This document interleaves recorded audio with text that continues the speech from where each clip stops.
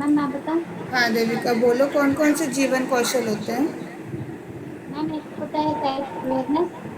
Self awareness मतलब? Ma'am स्व जागरूकता कि स्व जागरूकता विद एग्जाम्पल थोड़ा सा एक्सप्लेन करेंगे। मैम जैसे अपने काम के प्रति जागरूक रहना चाहिए, मतलब हर काम के प्रति मतलब अटेंटिव होना चाहिए। हाँ, काम के प्रति अटेंटिव। स्व जागरूकता का मतलब होता है अपने बारे में आप सब कुछ जानते हैं, आपको पता है कि आपकी क्या कमजोरियां हैं, आपकी क्या ताकत है, आपके पास कितने जो है आपके पास अवसर हैं आपके पास, कि आपके पास अवसर नहीं है, क्या चीज़ है जो आपके काम में अड़चन पैदा कर सकती है। ठीक है। तो ये सब चीज़ों के बारे में जब आपको जागरूकता होती है, आपको पता होता है, आप किसी ख्याली दुनिया में नहीं रहते कि हाँ मुझे किसी और ने कुछ बोल दिया तो मैं तो उसी से खुश हो गई।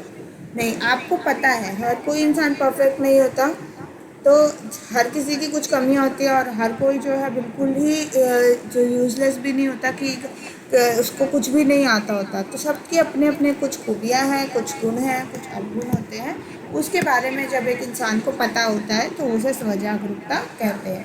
और जब हम कार्यस्थल की बारे में बात करते हैं, तो जब हमारे जो जॉब होती है या हमारा जो करियर होता है, वहाँ पे हमें अपने काम को लेकर नॉलेज होना, अपनी स्ट्रेंथ को लेकर अपनी स्ट्रेंथ के बारे में पता होना, या अपने कमज़ोरियों के बारे में, हम क्या चीज़ करने में सक्षम हैं, क्या हम बहुत अच्छे से करते हैं और क्या हम सही मतलब कर लेते हैं किसी भी तरीके से बस और कौन सा है जो हम बिल्कुल ही नहीं कर पाते। तो इन सब के बारे में हमें जानकारी प्राप्त होना हमें ज़रूरी होता है। फिर आता है आपका संप्रेषण। संप्रेषण कौन बताएगा? संप्रेषण कार्यस्थल पर क्यों ज़रूरी होता है? कल मैम ने बताया था, विशु मैम ने बहुत अच्छे से बताया था, किसी को याद है?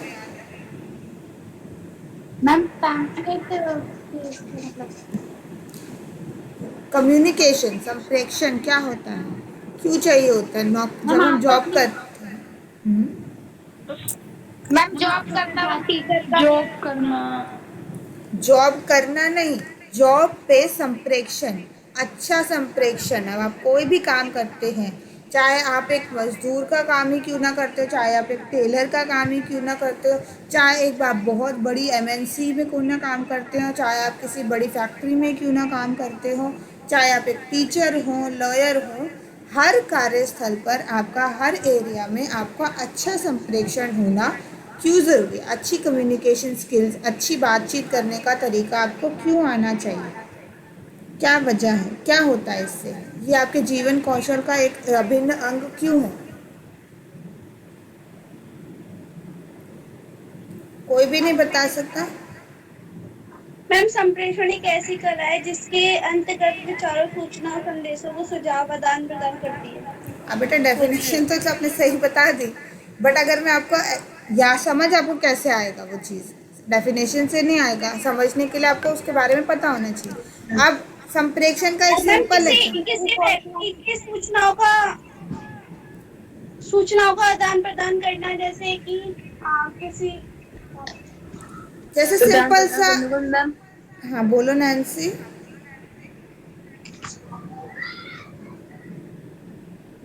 कुछ कह रहे थे आप? मैम आवाज डबल आ रही है सबकी। बेटा आप ईयरफोन लगा लीजिए, आपको नहीं आएगी डबल। मैम अब हेडफोन लगा रखा मैम, तभी भी आ रही है मैम, बहुत आ रही है हद से ज्यादा। सब बच्चे अपना म्यूट कर लीजिए प्लीज़। कर लिया सबने? सब म्यूट करेंगे तो कोई आवाज़ एको नहीं होगी। किसी भी बच्चे का अगर माइक ऑन रह जाता है तो वो आवाज़ जो गूंजने लग जाती है। हाँ जी, तो मैं ही बता देती हूँ। अब सही है नैन्सी? अब तो नहीं आ रही? मैम सिर्फ आपकी आ रही है डबल। मेरी तो यस डबल मैम। आएगी, बट वो तब आएगी जब आप आपका पहले अपना माइक ऑफ रखो। ठीक है? जब भी आप, मेरा माइक अगर ऑन है और आपका भी माइक ऑन है तो आवाज़ एको होती है। समझ आई बात? किसी भी एक बच्चे का माइक अगर ऑन रह जाता है तो आवाज़ जो होती है वो गूंजने लगती है। तो इसीलिए मैं आपको शुरू से बोलती हूँ अपना माइक जो है वो ऑफ रखिए। ठीक है, आप सबका ऑफ है?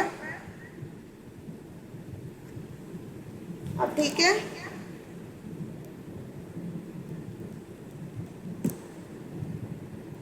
अब तो नहीं गूंज रही? No ma'am.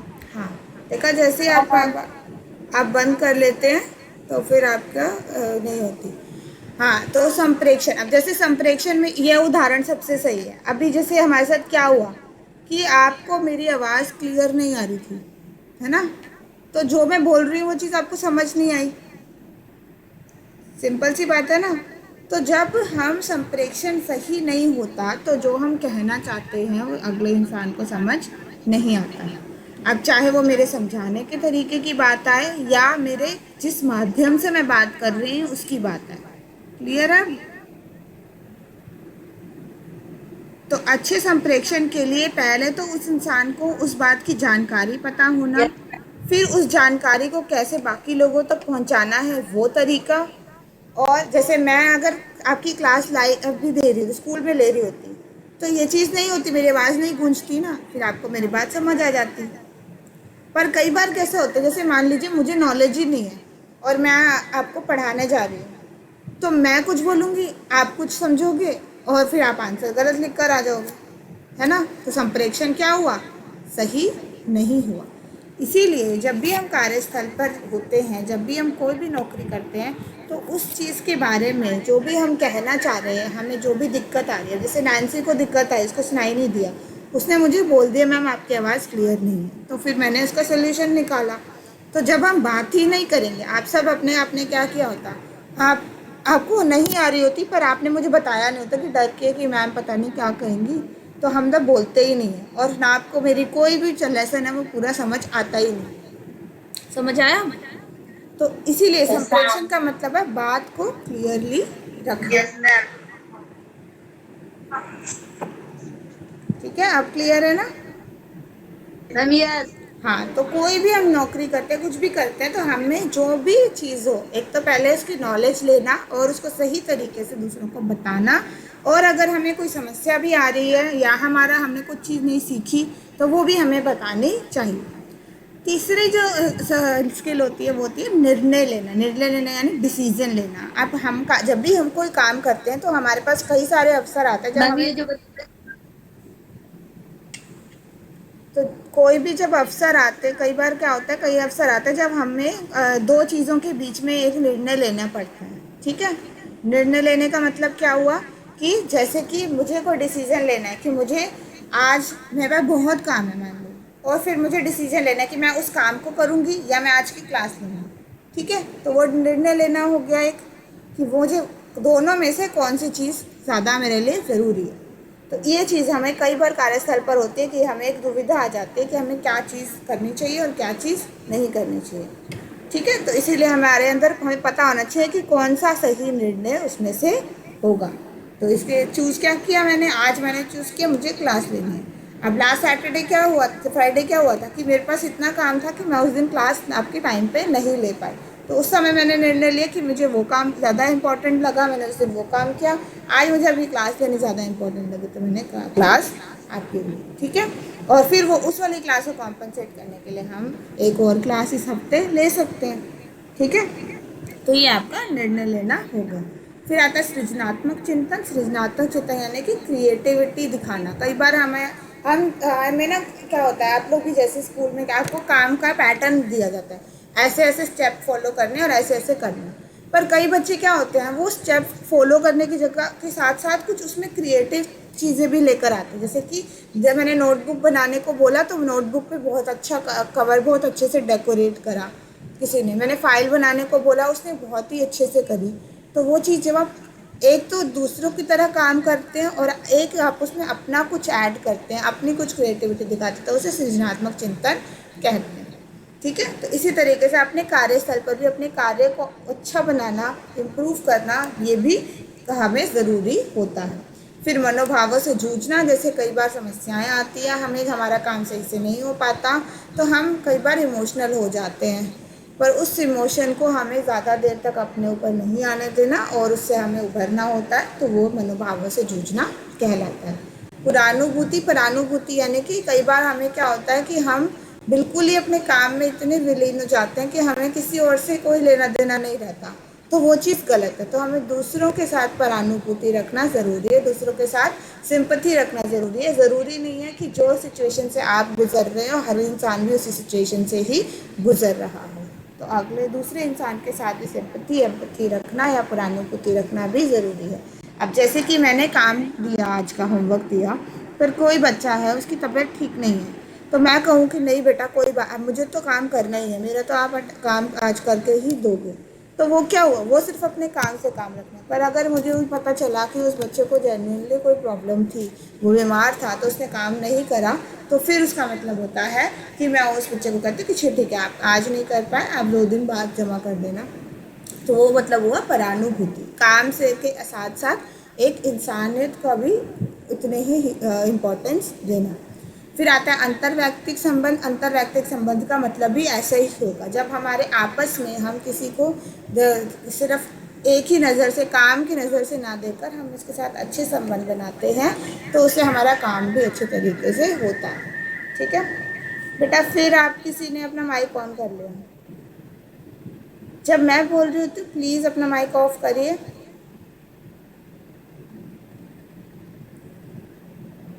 फिर है समस्या सुलझाना। समस्या सुलझाने का भी यही मतलब है कि कई बार प्रॉब्लम्स आती हैं तो हमें डिसीजन लेना पड़ता है, निर्णय लेकर हम समस्या को सुलझाते हैं। आलोचनात्मक चिंतन।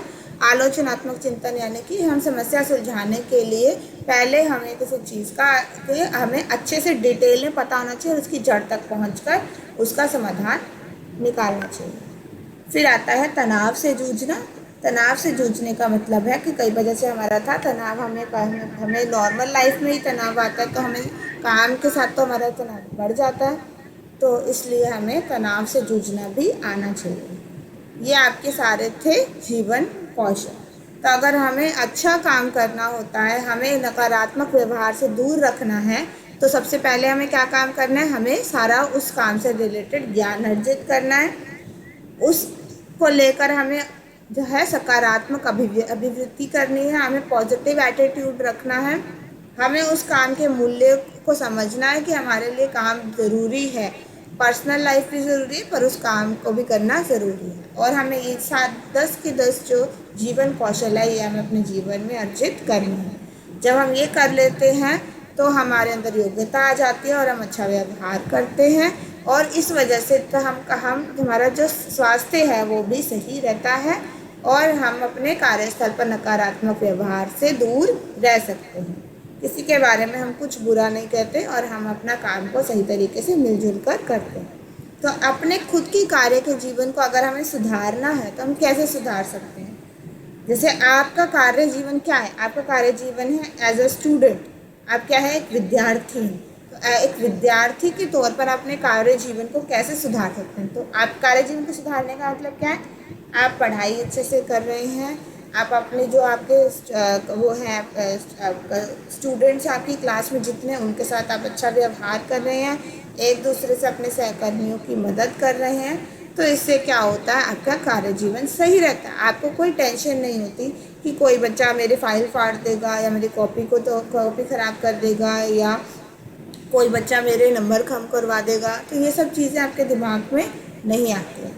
ठीक है, तो इस दिशा में यह भी महत्वपूर्ण है कि व्यक्ति अपने कार्य को ऊर्जा, आत्मसंतोष, ऊर्जा यानी आप ऐसा जीवन बनाइए अपना कार्य जीवन कि आप हमेशा एनर्जाइज रहें, ऊर्जापूर्ण रहें, आत्मसंतोष रहें कि आप सेटिस्फाइड रहें कि हाँ मैंने जो काम किया वो सही था, मैंने जितना मुझे काम करने की ज़रूरत थी मैंने उतना किया, और अधिगम के स्रोत के रूप में देखें। ठीक है, इस विषय के संदर्भ में कुछ सामान्य सुझाव यहाँ दें। कैसे कार्य जीवन सुधारेंगे? पहला है स्वस्थ व्यक्तिगत प्रवृत्तियों का विकास करें। स्वस्थ व्यक्तिगत प्रवृत्ति यानी कि सही समय पर पौष्टिक आहार लें, उचित व्यायाम करें, सही समय पर उठें, सही समय पर सोएं, तो इन सब चीज़ जो भी दबाव वगैरह हमारे आते हैं जो काम से रिलेटेड है वो काम पर ही छोड़ दें और उसको पर्सनल लाइफ में और अपने दिमाग में ज़्यादा स्थान ना दें, ठीक है। दूसरा आता है पर, और ये इसका मतलब ये नहीं है कि काम को बिल्कुल ही छोड़ दें, जितना उस समय पर ज़रूरी है उस समय पर अपना 100% दें, और जैसे ही जितना आपसे हो सकता है अपनी उसको ऐसा ना करें कि काम भी नहीं हो रहा और आपके दिमाग में वो चीज़ बार बार घूम रही है, आप इतना दबाव फील कर रहे हैं, ठीक है। तो अपना उस समय पर 100% दें, उस समय पर प्रेजेंट रहें। जैसे आपकी क्लास अभी हो रही है, जब आपका क्लास का टाइम है आप पूरा 100% डेडिकेशन अपनी क्लास को दें, जो बोला जा रहा है वो सुने, जो पूछा जा रहा है उसका जवाब दें, कोई चीज़ समझ नहीं आती और उसे पूछें, ठीक है। तो ये आपका 100% हो गया एज अ स्टूडेंट। पर अगर आप कहें उस समय आपने नहीं पूछा, उस समय आपने नहीं सोचा और आपने सिर्फ क्लास अटेंड करी, पर उसके बाद जब आपको टेस्ट होता है तो टेस्ट के समय आप क्या करते हैं, बहुत स्ट्रेस लेने लगता है कि अब तो टेस्ट के नंबर लगेंगे, मैंने तो उस दिन क्लास ली नहीं। तो वो चीज़ गलत है। आपको जिस समय पर सही समय था पढ़ाई करने का, आपने उस समय सही समय पर पढ़ाई करनी है। पर जिस समय को आप कंट्रोल नहीं कर सकते वो चीज़ आपने नहीं करनी, ठीक है। अपने स्वास्थ्य को नुकसान हमने नहीं देना, हमें सही समय पर पढ़ाई करनी है, हमें जब टेस्ट हो उसके लिए रिवीजन करनी है, कोई चीज़ समझ नहीं आती तो क्वेश्चन पूछने हैं और अपना काम कंप्लीट रखना है, ताकि आपके ऊपर एकदम से लोड ना आए। अब कुछ बच्चे यही करते हैं, कई बार काम टाइम पे नहीं करते, जिस वीक हमने काम दिया उस समय नहीं करेंगे, पर 2 महीने बाद जब उन्हें कॉपी जब पूरी कंप्लीट करनी पड़ेगी तो स्ट्रेस तो होगा, दबाव तो आएगा ना, काम तो आपने करना ही है, नहीं करोगे तो नंबर नहीं मिलेंगे। इसी तरीके से जब हम सही तरीके से सिस्टमेटिक तरीके से काम करते हैं तो हमारा स्वास्थ्य व्यक्तिगत प्रवृत्ति का विकास होता है। परानुभूतिशील और सहानुभूतिशील बने। अब परानुभूतिशील और सहानुभूतिशील आप एज अ स्टूडेंट कैसे बन सकते हैं, जब आपको पता है, जैसे आपकी फ्रेंड है, मान लीजिए आपकी फ्रेंड की तबीयत खराब है, ठीक है, तो उस समय पर वो काम नहीं कर पाई, उस समय वो क्लास नहीं ले पाई, तो आपको क्या करना चाहिए, एक सहकर्मी होने के नाते, सहपाठी होने के नाते आपको जो भी उसका उस समय नुकसान हुआ उसमें उसकी मदद करनी है, क्योंकि हम जब एक दूसरे की मदद करते हैं तो आपका भी उससे फ़ायदा होता है, आपको भी वो चीज़ अच्छे से समझ आती है, ठीक है। जैसे मान लीजिए आज की क्लास कोई आपकी फ्रेंड नहीं कर पाई तो आप उसको बताइए, इससे फ़ायदा आपका ये होगा, आपकी भी रिवीजन हो जाएगी उस क्लास की और उसका फ़ायदा होगा, उसका लॉस भी कम होगा। तो इसीलिए मिलजुल कर हमें काम करना चाहिए और किसी के साथ कोई दुश्मनी नहीं रखनी चाहिए। अगर हम दुश्मनी परानुभूति नहीं रखेंगे तो हम किसी के साथ दुश्मनी नहीं रखेंगे। काम परानुभूति का मतलब ही है कि अपने आप को किसी और के स्थान पे रखना। जैसे आप किसी को देखते हैं तो उसको हमेशा हमेशा उसकी प्रॉब्लम, जैसे जिस भी वजह से वो उस तरीके से बिहेव कर रहा है, उसकी प्रॉब्लम को समझना और अपने आप को उसकी जगह रखना। और हम अपने आप से तो अपनी समस्या को तो हम बहुत अच्छे से समझते हैं ना, तो इसी तरीके से हम दूसरे की समस्या को भी अच्छे तरीके से समझ पाएंगे, ठीक है। काम में लगे सभी व्यक्ति व्यक्तिगत, व्यावसायिक और मनोवैज्ञानिक दृष्टि से परस्पर निर्भरता का ध्यान रखें। तो जब भी हम जो भी इंसान जो है का काम में लगे हुए हैं उसकी व्यक्तिगत, व्यावसायिक और मनोवैज्ञानिक दृष्टि से हम उस पर डिपेंडेंस देते, जैसे कि सहकर्मी, अधीन स्तरों और निरीक्षकों के साथ सकारात्मक अभिव्यक्ति और व्यवहार तथा पारस्परिक क्रिया सभी मिलकर आपसी सद्भाव पैदा करेंगे। वही चीज़ें हमने परानुभूति में पढ़ी कि हमें जिनसे भी हम मिलते हैं हमें कोशिश करनी चाहिए कि हम उनके फिजिकल कोई हम उनका नुकसान ना पहुंचाए, हम उन्हें मनोवैज्ञानिक का नुकसान ना पहुंचाए, उनका काम भी खराब ना करें, ठीक है। ये समझ आया। तो एक कुछ लोगों का होता है ना कि कई बार क्या करते हैं कि उन्हें लगता है कि मुझे मैम ने मुझे प्रेज़ नहीं किया, मेरी तारीफ़ नहीं की, तो मैं उसके आगे उसकी कॉपी ख़राब कर दूँ, उसका काम ख़राब कर दूँ, या उसकी कॉपी जो उसे चेक होनी थी तो उस समय निकाल ली। तो ये चीज़ ना करके हम क्या करें, एक दूसरे की मदद करें और किसी के साथ कोई नेगेटिव फीलिंग ना रखें, ठीक है। फिर है पूरा समय संगठन के प्रति निष्ठा। अब संगठन, आपका संगठन क्या है, स्कूल है ना, आपका संगठन है स्कूल और आपकी पढ़ाई।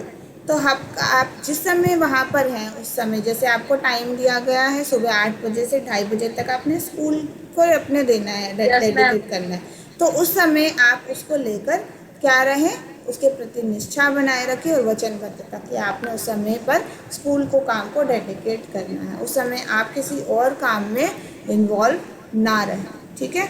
जैसे अगर आप इसी तरीके से जैसे मेरे स्कूल का टाइम है 8 से 2:30, आपके भी स्कूल का टाइम है 8 से 2:30, पर अगर मैं यस 8 से 2:30 बजे तक स्कूल का काम ना कर कर मैं कहीं घूम रही हूँ, तो फिर वो क्या है, मैं अपने काम को लेकर सीरियस नहीं हूँ। इसी तरीके से एज अ स्टूडेंट भी आपको समय पर अपने काम को ही देना है। तो ज़्यादा स्कूल बंक काम बंक करना या स्कूल बंक करना सही तरीका नहीं होता। साझेदारी को प्रोत्साहन दे, दल के सदस्य के रूप में काम करें। तो जैसे आपको कई बार हम टीम प्रोजेक्ट देते हैं, टीम वर्क देते हैं, ग्रुप प्रोजेक्ट्स देते हैं, तो उस समय आप मिलकर एक साथ एक दूसरे का मनोबल बढ़ाएं और एक दूसरे की मदद करें और अपने काम को सही तरीके से डिवाइड करें। करें। ठीक है। तो जो लोग इस यस मैम। प्रकार एक दूसरे की मदद करते हैं, अधिक आत्म, तो जब आपने कई बार नोटिस किया, जब आप क्या करते हैं, आप अच्छा काम करते हैं, जब आप किसी की मदद करते हैं, जब, तो आपको हमेशा खुशी फील होती है। कभी ऐसा दुख नहीं होता कि मैंने एक इंसान की मदद कर दी। पर कई बार क्या होता है, जब हम किसी का नुकसान करते हैं तो हमें ज़रूर कहीं ना कहीं गिल्ट फील होता है कि मैंने उसका नुकसान कर दिया, कहीं ना कहीं अंदर फील ज़रूर होता है। तो इसीलिए हमें कोशिश, सब अगर हर एक इंसान जो है अगर यही भाव रखे कि मुझे मदद करनी, मुझे किसी का नुकसान नहीं करना, तो हमारा क्या होगा, हमें हमेशा आत्मसंतोष रहेगा और हमें हमेशा, हम अपने काम में हमेशा ऊंचे बढ़ेंगे, हम कभी नीचे नहीं जाएंगे। ठीक है। पर और इसी तरीके से कई बच्चे भी यही सोचते हैं कि मैंने उसको ये टॉपिक पढ़ा दिया तो मेरे नंबर ज़्यादा आ जाएंगे, उसके नंबर ज़्यादा आ जाएंगे, मेरे नंबर कम हो जाएंगे। ये कभी भी नहीं होता। जब आप किसी की मदद करते हैं, जब आप किसी को चीज़ समझाते हैं, तो एक तो आपकी खुद की रिवीजन हो जाती है और दूसरा उसका भी फ़ायदा हो जाता है। तो किसी और का फ़ायदा अगर होता है तो ज़रूरी नहीं आपका नुकसान ही हो, पर हाँ किसी और का फ़ायदा होगा तो आपका भी फ़ायदा उस समय ज़रूर होगा, जब आपने उसके फ़ायदे में अपना भागीदारी दी हो। तो समझ आया। तो ऐसा नहीं है कि कोई ग्रो करेगा तो आप हमेशा नीचे जाएंगे, नहीं मैम होता। समझ। कोई और भी ग्रो करे और आप भी उसके साथ ग्रो कर सकते हैं। ठीक है। सब मिलकर भी बढ़ सकते हैं। ऐसा नहीं है कि एक बढ़ेगा तो दूसरा गिरेगा। ठीक है। तो जब भी हम कार्यस्थल पर भी काम करते हैं, तो जब एक जना जो है उसकी प्रमोशन होती है तो आपकी भी प्रमोशन साथ ही होगी। ठीक है। तो परिस्थितियों के प्रति संवेदी होना समझदारी है, ना कि प्रतिक्रियाशील होने में। कई बार क्या होता है, कई बार हम क्या होते हैं, इंस्टेंट डिसीजन ले लेते हैं हम। कई बार जैसे कि कुछ भी हो, हमें हमारे साथ मुश्किल आई तो हमें हड़बड़ी में आके हमने फटाफट रिएक्ट कर दिया। रिएक्ट करने की जगह हमें क्या करना चाहिए, हमें थोड़ा धैर्य रखना चाहिए, उसकी वजह ढूंढनी चाहिए। जैसे कि सिंपल है, अगर कोई काम मैंने दिया आप लोगों को और आप लोगों ने क्या किया, आप लोग एकदम से डर गए और आप लोगों ने क्या किया, वो चीज़ गलत कर दी। ठीक है। और वो चीज़ गलत करने के बाद आप एकदम से, आपको फिर मैंने नंबर कम दी तो आप लोग क्या करते हैं, कई बार बच्चे आते हैं, मैम आपने उसको तो दे दी, आपने मुझे तो नंबर दिए नहीं। पर आप उसके पीछे की वजह नहीं समझते कि आपने उतना एफर्ट नहीं डाला जितना उस बच्चे ने डाला। तो इंस्टेंटली रिएक्ट करके कि कंपैरिजन करने लग जाते हैं कि उसको तो इतने मिले, मुझे तो कम नंबर लिए। इसके बदले क्या होना, हमें उसको चीज़ को समझना, दोनों के पीछे की जड़ तक जाना और फिर दिखाना कि हाँ आपके अंदर क्या कमी रह गई थी और उसको अगली बार में इम्प्रूव करना। तो ये तरीका हम जब भी काम पर भी हम करते हैं तो हम हमेशा हर चीज़ को एक ही नज़रिए से ना देखकर हमें उसके पीछे की वजह भी समझनी चाहिए। ठीक है। हो सकता है कि अगला से इंसान ने सच में बहुत मेहनत करी हो जिस वजह से उसकी प्रमोशन हुई है। ठीक है। तो इसीलिए ये ना सोचकर कि हाँ उसकी तो हो गई, मेरे से पक्का, मेरे से कुछ पर्सनल उनको प्रॉब्लम होगी इसलिए मेरी प्रमोशन नहीं यस मैम। हुई, या मेरे नंबर इसलिए कम आए क्योंकि मैम मुझे पसंद नहीं करती। तो ये चीज़ नहीं होती। कई बार बच्चा जो है, एक बच्चा ज़्यादा काम में होता है, ज़्यादा मेहनत करता है तो उसको ज़्यादा नंबर मिलते हैं, कोई बच्चा कम मेहनत करता है तो उसको कम नंबर मिलते हैं। समझ आया। यस कार्य क्षेत्र मैम। में लचीलापन, अनुकूलशीलता और समस्या समाधान अभिवृद्धि। इसका मतलब क्या है कि कई बार हमें हर चीज़ हमारे हिसाब से नहीं होती, कभी भी उल्टा हमारे हिसाब से कुछ नहीं होती। हम क्या होते हैं, हम रूटीन के इतने आदी हो जाते हैं कि हमें लगता है कि हम काम हमारे हिसाब से होना चाहिए, पर ऐसा कभी भी नहीं होता। जैसा हम प्लान करते हैं हर चीज़ वैसी नहीं होती। तो इसीलिए लचीलापन लाना, सिचुएशन के हिसाब से, परिस्थिति के हिसाब से अपने आप को बदलना, ना कि काम को कोसना या काम में कुछ गलतियां निकालना। ठीक है। तो जो इंसान ये प्रवृत्ति जो है वो अपना लेता है तो वो अपना कार्य जीवन जो है वो अच्छा रखता है, सकारात्मक रखता है, और जो समस्या उस समय आती है उसका समाधान निकालने पर ज़्यादा फोकस करता है, ना कि समस्या को कोसने लग जाता है या फिर उस चीज़ से उस समस्या से भागने की कोशिश करता है। ठीक है। अब जैसे पढ़ाई में अगर आपके नंबर कम आते हैं, आपने सोल्यूशन निकाला मेरे तो आते ही कम है, मैं क्या करूँ, मैं तो स्कूल ही छोड़ देता हूँ, ये गलत है। आपने क्या करना है, समस्या का समाधान निकालना, आपको क्या चीज़ पढ़ने में प्रॉब्लम होती है, उसको कैसे इम्प्रूव कर सकते हो, उस चीज़ पर आपने फोकस करना। ठीक है। आप एक अच्छे इसका एक और लचीलेपन का एक और एग्जांपल देते हैं। जैसे कोविड के से पहले हम स्कूल में पढ़ते थे, है ना, तो अगर हम कहते हैं कि नहीं, अब तो कोरोना आ गया, अब तो बच्चे स्कूल आ नहीं सकते, तो हम तो टीचर पढ़ाएंगे ही नहीं, तो ये समस्या का समाधान तो नहीं है। ये तो हुआ कि पढ़ाने का सिर्फ एक ही तरीका आता है हमें, हम तो वैसे ही पढ़ाएंगे। पर इसके लचीला बनाने का मतलब है कि हमने इसकी समस्या हमने देखी कि अब तो बच्चे नहीं आ सकते, तो हम कैसे पढ़ाएंगे, हम ऑनलाइन पढ़ाएंगे। ऑनलाइन पढ़ाएंगे में समस्या है, कुछ बच्चों के पास फ़ोन है, कुछ के पास नहीं, तो लचीलापन क्या लाएंगे, हम वीडियो रिकॉर्ड करेंगे, वो भी भेजेंगे, और बच्चों को हम लाइव क्लास भी लेंगे, जिसको नहीं समझ आता उसको फ़ोन भी करके हम कर सकते हैं। ठीक है। तो ये हमारा हुआ, हमने समस्या में लचीलापन, जैसे जैसे हमारा चलता आ रहा था इतने कई सालों से, हम इसमें बदलाव भी लेकर आए, क्योंकि हमें समस्या को सुलझाना है, ना कि समस्या से भागना है। समझ आया? तो ये क्या हुआ, लचीलापन लेकर आना हुआ। आप एक अच्छे नागरिक बने और आसपास के समुदाय से में सकारात्मकता का विकास करें। अच्छा नागरिक जो इंसान ये सब गुण अपना लेता है, जो नुकसान, अपने पर्यावरण को नुकसान नहीं देता, अपने जगह अपने देश को नुकसान नहीं देता, अपनी सोसाइटी को नुकसान नहीं देता, तो वो अपने कार्यस्थल को भी कभी भी नुकसान नहीं देता। ठीक है। अगला है आपका, जो इन सुझावों को अपनाते हैं वो अपने जैसी सोच वाले लोगों को आकर्षित करते हैं। तो जो एक इंसान अच्छा काम करता है तो अगला इंसान भी उसको देखकर अच्छा काम करने लगता है, तो एक चेन रिएक्शन क्रिएट हो जाता है कि एक को देखकर दूसरे भी अच्छा करने लगते हैं। अब आप देखेंगे, और एक को देखकर वो बुरा भी करने लगते हैं, तो ये दोनों चीज़ों का एक ही है। अब ये डिसीजन आपका है कि आपने अच्छे वाले काम की चेन रिएक्शन शुरू करना है या बुरे काम का चेन रिएक्शन शुरू करना है। आप देखोगे कि कोई आपके सामने कोई चिल्ला रहा होता है, तो आप और तेज़ चिल्लाने लग जाते हो, है ना। और अगर कोई आपसे प्यार से बात करता है तो आपको गुस्सा भी आ रहा है, पर आप क्या करते हो, एकदम से शांत हो जाते हो। तो इसीलिए जो लोग अच्छी सोच रखते हैं वो अपने अच्छी सोच वालों को आकर्षित करते हैं, जो लोग बुरी सोच रखते हैं, गलत विचार रखते हैं, वो हमेशा गलत लोगों को आकर्षित करते हैं। तो हमारा सही तरीका क्या है, हमें अच्छा विचार रखना है, अच्छे हिसाब से काम करना है, ताकि हम और ज़्यादा एक अच्छा समुदाय बना सकें। जीवन अनुभवों से सीखिए। हमें जीवन सबसे अच्छा जो हमारा लेसन जो हमें देता है वो हमारी लाइफ देती है, हमारे जीवन देता है। हर तरीके की सिचुएशन से हम निकल कर आते हैं, पर हम कई बार वो लेसन्स जो होते हैं वो भूल जाते हैं। तो हमें क्या करना चाहिए, अपने अनुभवों को याद रखना चाहिए और आगे उससे सीख कर रखना चाहिए, आगे बढ़ना चाहिए। ठीक है। कार्यस्थल पर प्रक्रिया कौशल, ये भी इम्पॉर्टेंट है। सॉफ्ट स्किल्स क्वेश्चन आता है, कार्यस्थल पर प्रक्रिया कौशल कौन कौन से हैं, सॉफ्ट स्किल्स कौन कौन सी है। तो पहला है उत्पादकता पूर्व कार्य करना। उत्पादकता पूर्व कार्य करने का मतलब है कि हमें प्रोडक्टिव काम करना है, जो चीज़ का फ़ायदा होता है, जो चीज़ अच्छी होती है वो काम करना है, जिसका कोई बेनिफिट हो रहा हो किसी को। गलत काम या काम को कम करने, खराब डिग्रेड करने वाला काम ना कर उत्पादकता पूर्वक काम करना है। प्रभावी ढंग से सीखना है, जो चीज़ सिखाई जा रही है उसका 100% देकर हमें सीखना आना चाहिए। ये सॉफ्ट स्किल्स होती हैं कि कुछ लोगों में जिनमें ये सॉफ्ट स्किल्स आ जाती है वो हमेशा अपनी लाइफ में सक्सेसफुल होते हैं। तो जो लोग उत्पादकतापूर्ण कार्य करते हैं वो हमेशा सक्सेसफुल होते हैं। ठीक है। जो प्रभावी ढंग से सीखते हैं वो हमेशा क्या होते हैं, हमेशा ग्रो करते हैं अपने लाइफ में। स्पष्ट संप्रेषण रखते हैं, जो अपनी बात अच्छी तरीके से कन्वे कर सकते हैं, जो अपनी बात अच्छी तरीके से रख सकते हैं, अपनी समस्याओं का चाहे रखना हो, चाहे किसी को अपनी बात कहनी हो, चाहे अपने विचारों का आदान प्रदान करना हो, वो सब जो है वो हमेशा हमेशा ग्रो करते ही हैं अपनी लाइफ में। मिलजुल कर जो लोग काम करते हैं वो भी हमेशा अपने लाइफ में ग्रो करते हैं, अपनी लाइफ में हमेशा बढ़ते हैं, आगे बढ़ते हैं।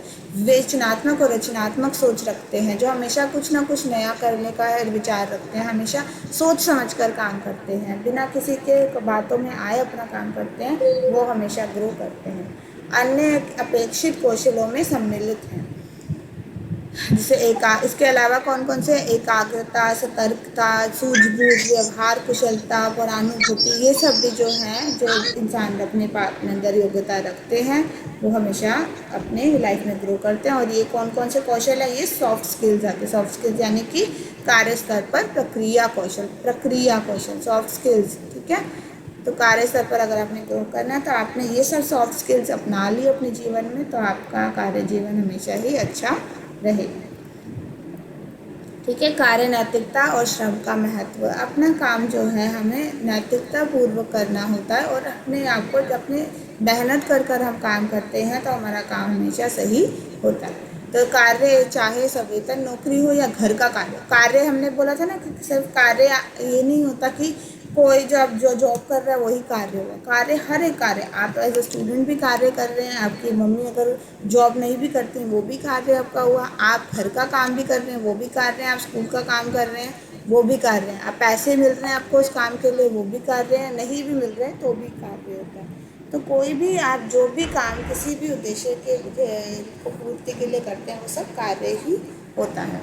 तो चाहे वेतन वाला कार्य नौकरी हो या घर का कोई कार्य हो, स्वयं सेवक के रूप में मानव प्रवृत्ति की मूल धारा है। तो हमें जीवन को चलाने के लिए हमें कोई ना कोई कार्य ज़रूर करना पड़ता है, ठीक है। श्रम के महत्व का अर्थ है, श्रम मतलब मेहनत कर वाला काम जो होता है।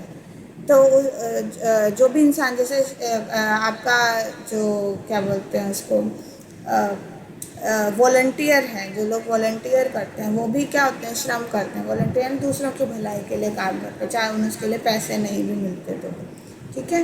तो एक अच्छे समुदाय का निर्माण करने के लिए हमें अपने कार्य जो है नैतिकता के साथ, ईमानदारी के साथ करना चाहिए, और हमें मेहनत के साथ वो काम करना चाहिए, ठीक है।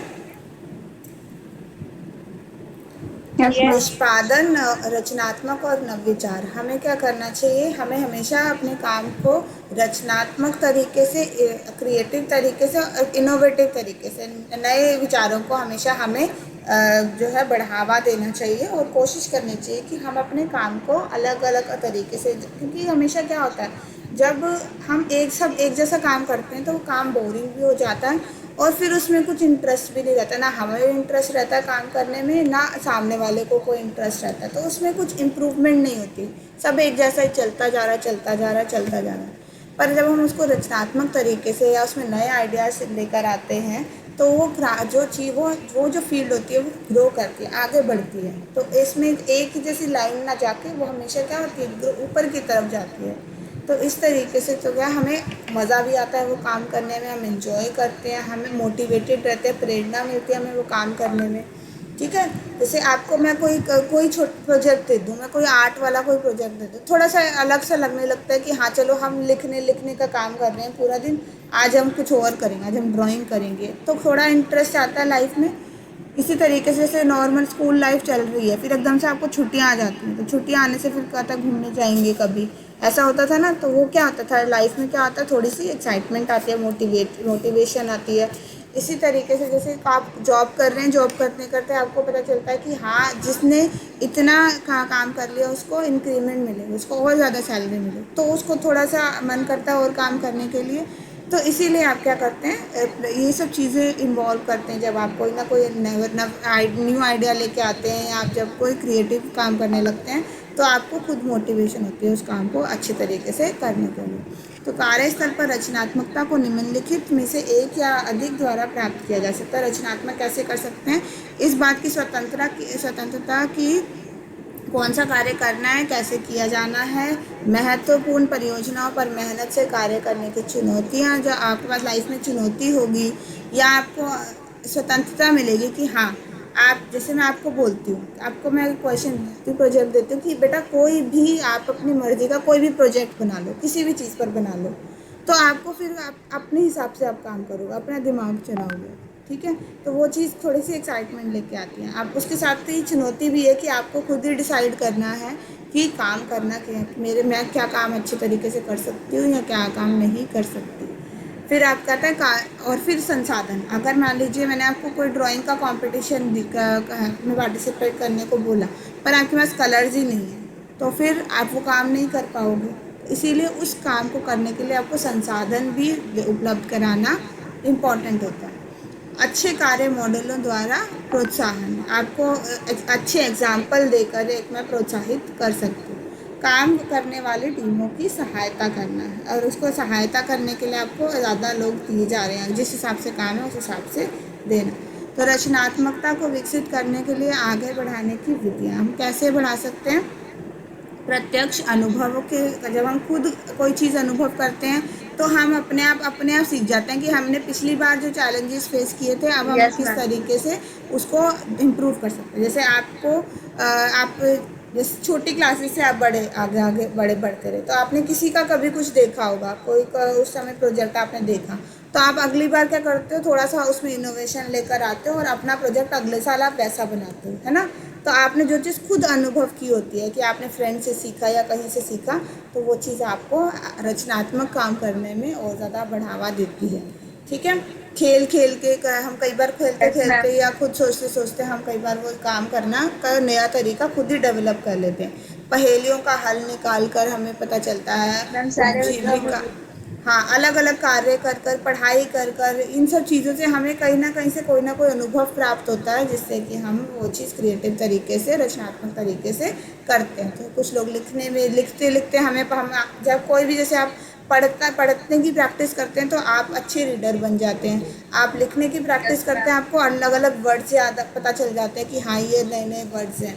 विचार मंथन, आप सोचते हैं, सोचने से आपको कई कई आइडियाज़ आने लग जाते हैं, तो आप कर सकते हैं। प्रश्न पूछकर, आप खुद प्रश्न पूछते हैं तो आपको फिर एकदम से आइडिया आता है कि हाँ इसका तो आंसर ये वाला था, तो मैं अगली बार अपना कोई उससे रिलेटेड मुझे क्वेश्चन आएगा तो मैं इसका आंसर ऐसे लिख दूँगी। चिंतन और कल्पनाएं करना, सपनों में कुछ लोग इसे सिर्फ ड्रीमिंग करके, सोच समझ के अपने नए नए आइडियाज़ लेकर आते हैं। पर लेकर आते हैं। रचनात्मक में बाध्यताएं कौन पैदा करते हैं? खुद को जो लोग डिस्करेज करते हैं, जिनको क्वेश्चन पूछने से डर लगता है, जिनको हारने से डर लगता है, जिनको फ़र्क पड़ता है कि लोग क्या कहेंगे अगर मैंने पूछ लिया तो, या मैंने कुछ अलग गलत कर दिया तो ये सब जो विचार लेकर आते हैं तो वो रचनात्मक क्रियाएं नहीं कर पाते। ठीक है। तो ये आ गया आपका रचनात्मक। रोजगार संतुष्टि, रोजगार संतुष्टि प्राप्त करना बहुत इम्पोर्टेंट होता है।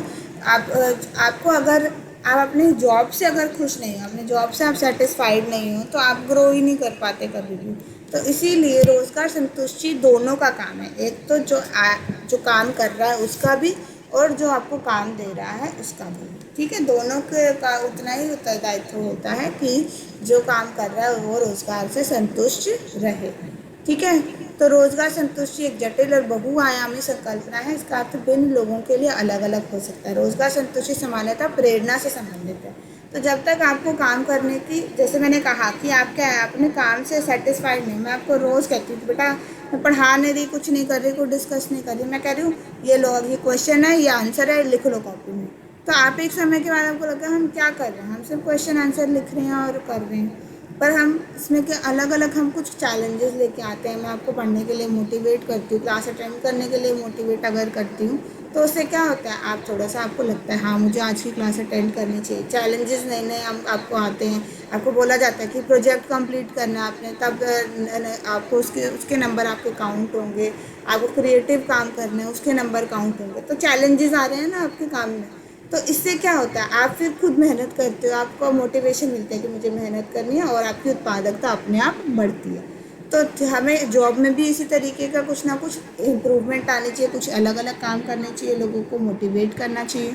तो इससे क्या फ़ायदा होता है, दोनों का फ़ायदा होता है। मेरा भी फ़ायदा होगा, पढ़ा रही हूँ मैं तो मेरी क्लास का रिजल्ट भी अच्छा आएगा, मेरा फ़ायदा वही होगा कि मैंने बच्चों को पढ़ाया और मेरी क्लास का रिजल्ट इतना अच्छा आया।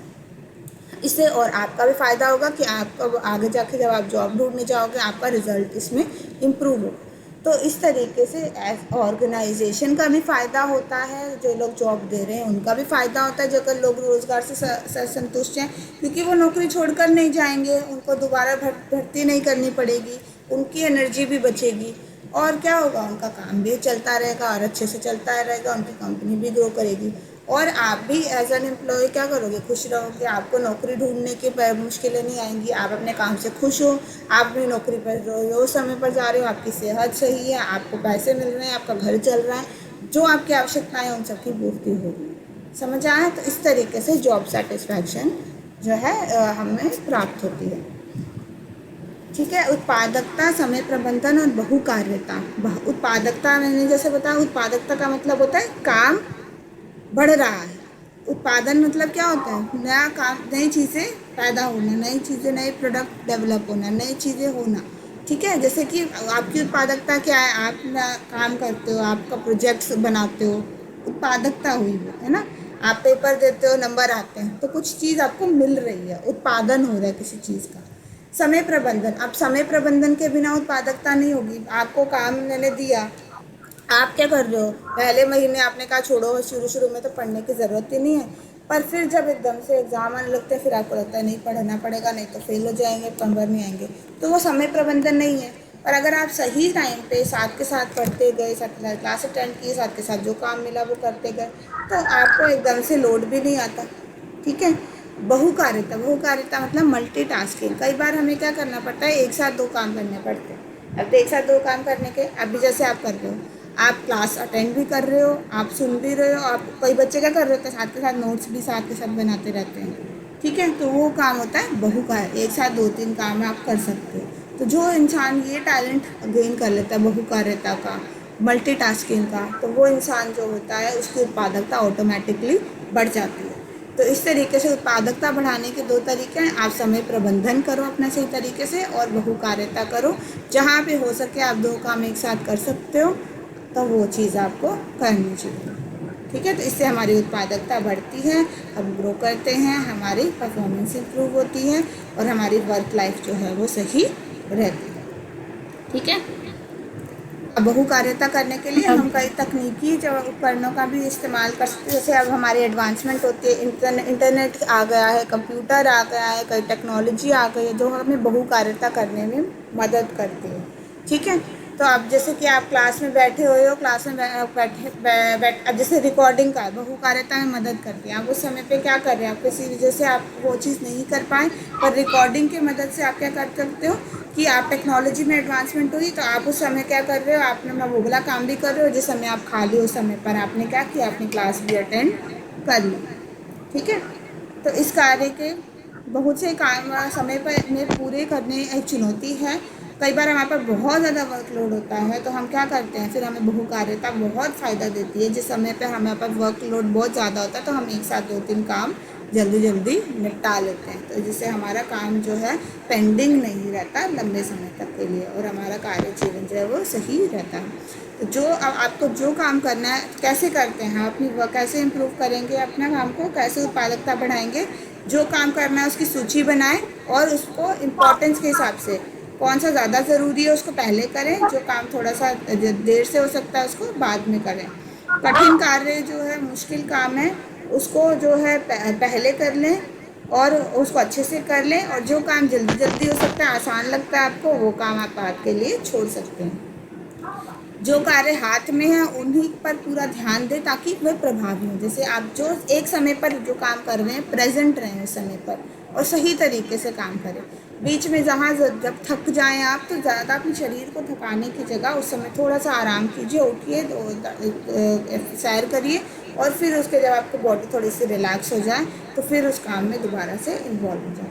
आने वाले किसी भी प्रकार के अवरोधों को कम करें। निरंतर आने वाले अवरोधों को, विशेष रूप से महत्वहीन मामले वाले व्यक्ति पर ध्यान बटा सकते हैं। हाँ जी। हाँ जी। मैम नेटवर्क प्रॉब्लम हो रहा है। नेटवर्क प्रॉब्लम हो रहा है? ठीक है। बस एक लाइन में आपको बता देती हूँ कि ये चीज़ें जो होती हैं उत्पादकता बढ़ाने में आपको मदद करती हैं। काम सही क्रम में करना होता है, सही सूची बनाकर जो ज़रूरी है उसको पहले करना होता है। जो आपको आसान लगता है उसको थोड़ी देर के लिए उसको बाद में करिए। जो काम आपको मुश्किल लगता है पहले वो वाला कर लिए। जो काम आप उस समय जो कर रहे हैं वहीं पे 100% ज़रूर दीजिए। ज़रूरत पड़ने पर आराम ज़रूर कीजिए, बीच में ब्रेक ज़रूर लीजिए कोई भी काम करने वाले। और आने जो भी आपके काम को हमेशा से आपको पता चलता है कि ये अवरोध पैदा करे, जैसे टीवी देखते देखते पढ़ाई करने से काम खराब होता है, तो टीवी ना चलाएं उस समय पर। जहाँ ज़्यादा शोर हो रहा हो वहाँ से थोड़ा सा दूर रहें काम करते समय। तो इन सब तरीके से अपने काम जो है वो अच्छे तरीके से कर सकते हैं। ठीक है, और क्लास आज के लिए हम इतना ही करते हैं। बाकी का टॉपिक जो हम कल की क्लास में डिस्कस करेंगे। समझ आ गया वैसे जितना आपको आज बताया है? Yes sir. कल कोशिश करेंगे हम पूरा चैप्टर जो है वो कंप्लीट कर दें। Okay ma'am. हाँ यस मैम। मैम हाँ जी। मैम मुझे आपने कल प्रोजेक्ट बताया था, वो एक बार फिर हाँ से बता देना। हाँ जी, प्रोजेक्ट है आपका। पहला जो आपका टॉपिक है उसमें आपने क्या करना है, उसमें आपने एक जॉब डिसाइड करनी है, एक जॉब जो आप बनना चाहते हैं। ठीक है, एक सेकेंड, मैंने इंग्लिश में तो लिख लिया है, मैंने हिंदी में भी ट्रांसलेट नहीं किया है। मैं दिखा देती हूँ फिर भी आपको।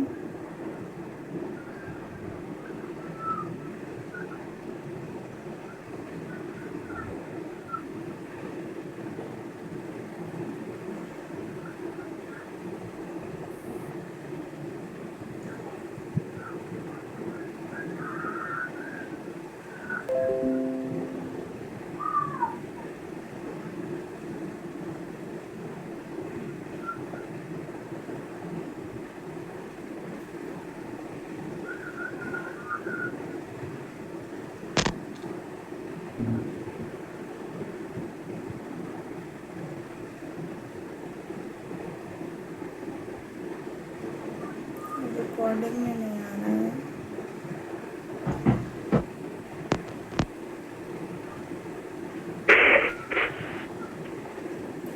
कोई बात, स्क्रीन पे नज़र आ रहा है आपको? Yes ma'am. Yes ma'am. हाँ जी। Yes ma'am.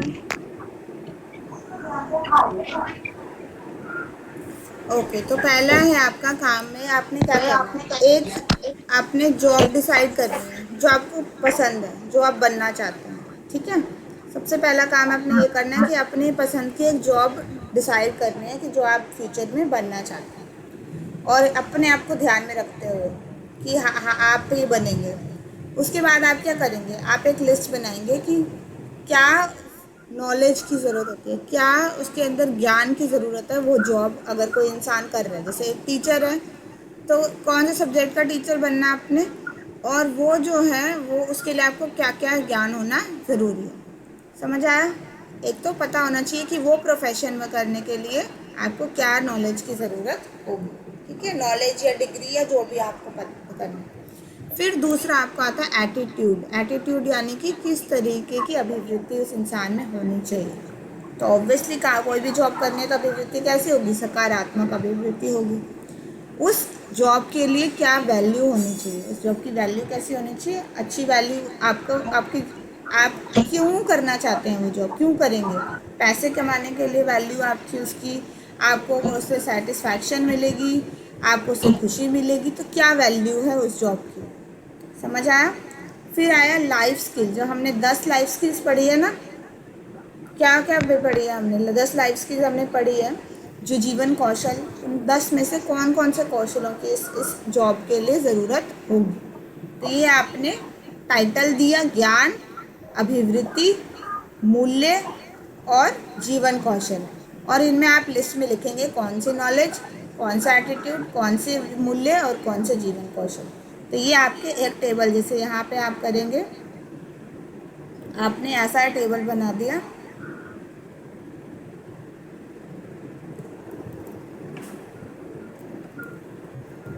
Yes ma'am. ठीक है, आपने यहाँ पे टेबल इंसर्ट कर दिया, ये जैसे आपका है।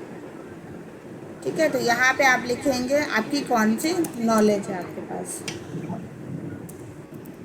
फिर नॉलेज में आपका, फिर इसके नीचे आप लिखेंगे कौन से एटीट्यूड की ज़रूरत है इसको बनने के लिए। ठीक है, और जॉब आप सबसे ऊपर टाइटल में लिखेंगे, जॉब कौन सी, टीचर फॉर एग्जाम्पल। ठीक है, कुछ भी लिख सकते हैं। तो ये जॉब टीचर बनने के लिए कौन सी नॉलेज चाहिए, जैसे बीएड होनी चाहिए, मैम नहीं समझ आ रहा। बीएससी होनी चाहिए, डिग्री कौन सी चाहिए, ये क्या पढ़ना, ज्ञान किस किस चीज़ का होना चाहिए। बच्चों के जैसे अच्छा। और कुछ नहीं तो बच्चों के बारे में पता होना चाहिए, पढ़ाई के बारे में पता होना चाहिए, सब्जेक्ट के बारे में पता होना चाहिए, ठीक है, वो सब लिख सकते हो ना। टीचर क्या करता है, बच्चों को पढ़ाता है, यस उनके मैम। बारे में पता होना चाहिए उनको। एटीट्यूड में, रवैये में क्या आएगा, बच्चों के साथ पेशेंस होनी चाहिए उनके, सकारात्मक व्यवहार करना चाहिए उनको। वैल्यू में आपका आएगा कि पैसे के लिए पैसे मिलेंगे, इससे इससे उनको सेटिस्फैक्शन मिलेगी, ठीक है। तो ये सब वैल्यू में आ गया आपका। लाइफ स्किल्स में आपने बोले वो सब, जो हमने 10 लाइफ स्किल्स पढ़ी, जीवन कौशल, वो सब लिखेंगे। इस वाली साइड पे ये आ गया। दूसरा, what are your special talent, traits and interest. अब आपके अंदर क्या क्या गुण है इनमें से, उसका लिस्ट बना लेंगे आप, ठीक है। फिर उसके बाद आप लिखे, आप करेंगे स्वॉट एनालिसिस। स्वॉट एनालिसिस का मतलब होता है कि आप अपने आप आपके अंदर कौन कौन से जो है आपकी स्ट्रेंथ हैं, स्ट्रेंथ मतलब आपके क्या खूबियां हैं आपकी, वीकनेसेस क्या कमज़ोरियां हैं आपकी, फिर आपका होगा क्या क्या अवसर हैं आपके पास प्राप्त, और क्या क्या अवसर जो हैं आपके इसमें जो अवरोध पैदा करेंगे, तो वो सब आप इस वाले कॉलम में लिखेंगे। समझ आया? आप समझ आया? Yes yes ma'am. मैम। हाँ, और एंड में आप लिखेंगे कि आपने जो अपने यहाँ पे अवरोध और जो कमियां हैं उनको किस तरीके से कम करेंगे, और ये अपनी जो जॉब है उसको प्राप्त करेंगे। ये आपका पहला प्रोजेक्ट है। दूसरा प्रोजेक्ट मैं आपको बता चुकी हूँ कि किसी भी कोई भी जो आपकी आर्ट एंड क्राफ्ट जो आपको पसंद है, या आप जिसके बारे में जानते हैं, जैसे मूर्ति बनाना, जैसे कि पेंटिंग करना, जैसे कि खाना बनाना, जो भी आपको लगता है कि आपको पसंद है, आप उसको बारे में रिसर्च करिए, और उसके बारे में आपको जो पता चलता है, जो नॉलेज आपने गेन करी, जो सीखा, उसके बारे में वो सब आप अपने फ्लायर में या अपने ब्रोशर में या अपने पर्चे में आप वो चीज़ दिखाएंगे। समझ आ गया? Okay ma'am. Ma'am yes ma'am. Ma'am हाँ जी। मैम किसी जगह के बारे में लिख सकते हैं कि वहाँ पे क्या फेमस है, क्या उसकी डिश फेमस है, ये सब लिख सकते हैं। बेटा, आर्ट एंड मैम क्राफ्ट ये के जो बारे में लिखना है समझ आपने। नहीं आ रहा है।